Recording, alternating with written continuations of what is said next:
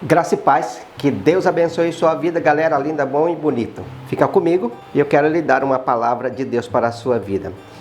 Ei, você sabe a diferença entre arrependimento e remorso? Eu quero falar com você nesse dia. No livro de Mateus, capítulo 26, versículo 75, tem uma palavra fenomenal. Mas eu começo uma pequena história antes de ler o versículo.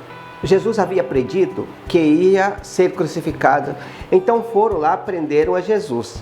E iam também prender os discípulos, mas eles escaparam e não foram presos. Mas Jesus havia dado uma palavra para Pedro, por causa de um questionamento que havia, de que Pedro iria negá-lo 3 vezes. No versículo 74 e 75 diz assim: então começou ele a jurar, dizendo: não conheço esse homem. E imediatamente o galo cantou. Então Pedro se lembrou das palavras de Jesus que dissera: antes que o galo cante 3 vezes me negarás. Então, saindo Pedro dali, chorou amargamente. Bom, eu quero dizer para você algo fantástico, porque Pedro teve um arrependimento fenomenal.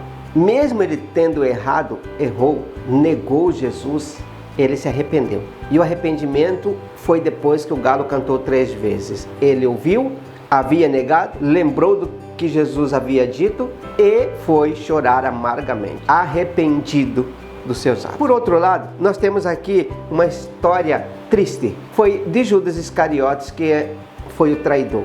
A Bíblia diz que Judas traiu Jesus com um beijo, levou os soldados, levou a turba de gente para prender Jesus. E Jesus, ao ser preso, ele viu tudo isso, ficou arrependido do que fizera. Esse é o texto bíblico. Mas saindo dali, ele foi enforcar-se e de fato o fez. Então há uma diferença entre arrependimento e remorso. Dizem os estudiosos que Judas não teve um arrependimento, não pelo menos genuíno, mas ele teve um remorso e por isso ele se enforcou. Pedro teve um arrependimento e quando Pedro esboça esse arrependimento com lágrimas, ele então tem um resultado fantástico na sua vida.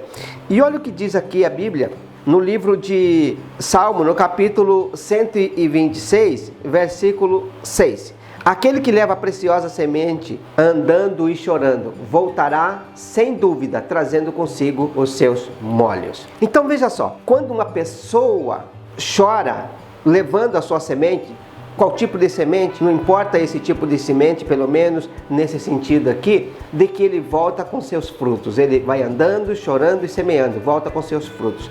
Pedro semeou uma semente do arrependimento, colheu fruto, perdão, graça, ele foi recebido de volta, foi incluído de novo e incluso ele se tornou o grande homem que nós conhecemos hoje.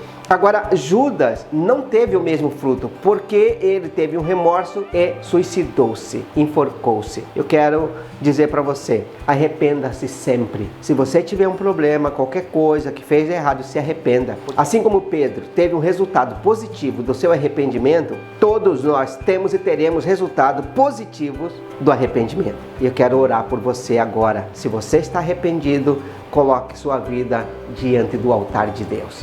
Deus abençoa, Senhor, teu filho, a tua filha, neste dia. Que a boa mão do Senhor seja sobre nós e que todos nós possamos experimentar sempre o arrependimento, com lágrimas, porque teremos o perdão assim como Pedro teve o perdão. Em nome de Jesus te agradecemos. Amém. Que Deus abençoe a sua vida, a sua casa, a sua família. Um grande abraço e tenha um dia de vitória.